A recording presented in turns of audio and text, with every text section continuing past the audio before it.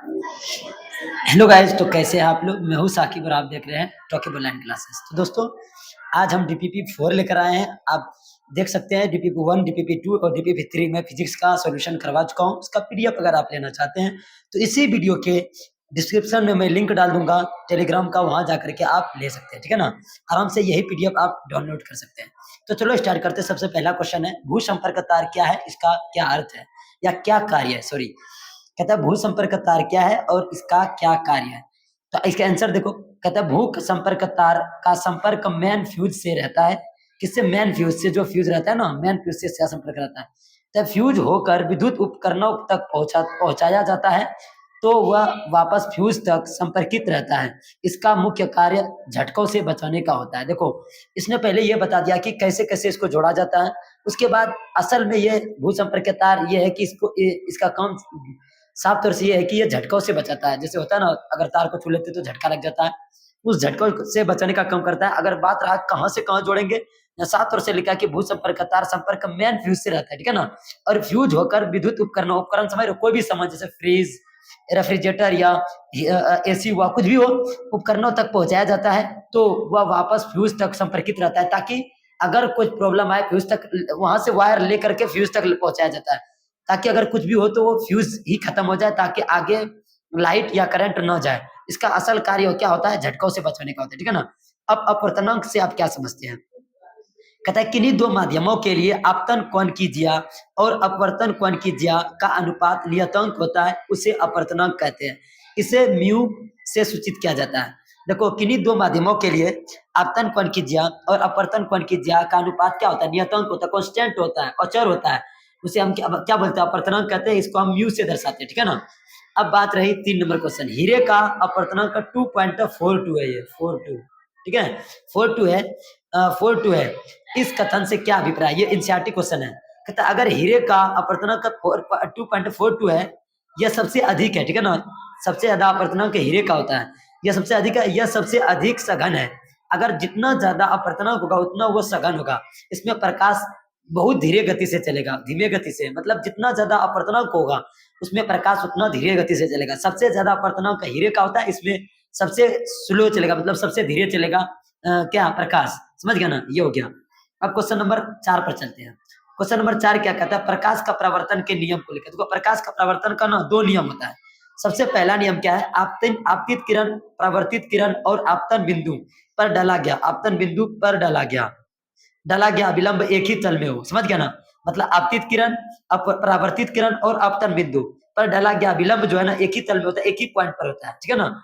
और दूसरा नियम यह है, आपतन कोण और परावर्तन कोण बराबर होते हैं। ठीक है ना? मतलब कि ये एंगल आई बराबर एंगल आर। ठीक है ना? यही होता है। याद रखना कि दूसरा नियम क्या होता है? आपतन कोण और परावर्तन कोण क्या होता है? बराबर होते हैं। अब हम बात करते हैं 5 नंबर क्वेश्चन। बहुत इंपॉर्टेंट क्वेश्चन है, मजाक नहीं, इतना बार पूछा मैं बता नहीं सकता। जब पानी में सिक्का उठा हुआ दिखाई देता है, क्यों? अगर पानी में आप कोई सिक्का डालेंगे ना, लगे लगे उभरा हुआ नजर आ रहा है, ऐसा क्यों होता है? इसका आंसर है क्योंकि इसका कारण प्रकाश का अपवर्तन। असल में प्रकाश का अपवर्तन है। जब प्रकाश की किरण सघन माध्यम से चलकर विरल माध्यम में प्रवेश करती है तो अभिलंब से दूर हट जाती है। किससे दूर हटती है? अभिलंब से। जो अभिलंब डाला था ना, उससे दूर हट जाती है। ठीक है? जिसके कारण सिक्का को बाहर से देखने पर उठा हुआ नजर आता है। एकदम सॉलिड आंसर है इसका, क्योंकि ये इसका कारण है प्रकाश का अपवर्तन। जब कोई प्रकाश का किरण अगर सघन माध्यम से विरल माध्यम में जाता है, प्रवेश करती है तो या जाता है तो अभिलंब से दूर हट जाती है, और जिसके कारण सिक्का क्या होता है? बाहर देखने पर उठा हुआ नजर आता है।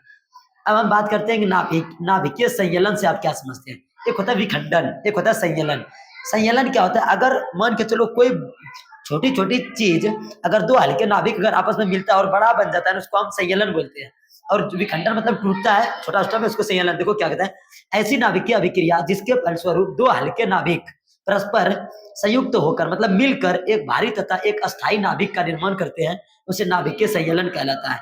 एग्जाम्पल में दे दिया है। ठीक है ना? ये क्या बोलता है? ऐसी नाभिकीय अभिक्रिया जिसके फलस्वरूप दो हल्के नाभिक परस्पर संयुक्त होकर एक भारी तथा एक अस्थायी नाभिक का निर्माण करते हैं, उसको हम क्या बोलते हैं? नाभिकीय संयलन बोलते हैं। मतलब दो हल्का हल्का मिल करके कोई बड़ा बना दे, उसको हम क्या बोलते हैं? नाभिकीय संयलन। और विखंडन क्या? टूट कर छोटा बन जाए। अब क्वेश्चन नंबर 7 देखो क्या है। कहता है विद्युत धारा के चुंबकीय प्रभाव से संबंधित दक्षिण हस्त के नियम लिखो। लिखा है दक्षिण हस्त नियम को पिछले बार भी वीडियो में बताया, अभी भी बता रहे हैं। दक्षिण देखो, फ्लेमिंग के दक्षिण हस्त नियम का हस्त नियम, अपने दाहिने हाथ के तर्जनी मध्यम उंगली अंगूठा को इस प्रकार फैलाए। तर्जनी ये हुआ, ये अंगूठा, ये तर्जनी, ये मध्यमा। ये क्या हुआ? अंगूठा हुआ, ये क्या हुआ? तर्जनी हुआ, ये मध्यमा हुआ। इस प्रकार फैलाना कि आपस में सब क्या हो? लंबवत हो। और ये कौन सा नियम? दक्षिण हस्त का नियम, ठीक है ना, दाहिने हाथ का नियम। दाहिने हाथ को करना है कि यदि तर्जनी चुंबकीय, यहाँ पर देखो, चुंबकीय क्षेत्र की दिशा को संकेत करता है। ये चुंबकीय क्षेत्र, सॉरी, तर्जनी, ये चुंबकीय क्षेत्र की दिशा, ये चुंबकीय क्षेत्र की दिशा। उसके बाद देखो, हाँ, क्षेत्र की दिशा का संकेत करते, तथा अंगूठा, अंगूठा चालक की गति की दिशा की ओर संकेत करता हो। ये चालक की गति, ये चुंबकीय क्षेत्र की गति, और ये मध्यमा क्या करता है?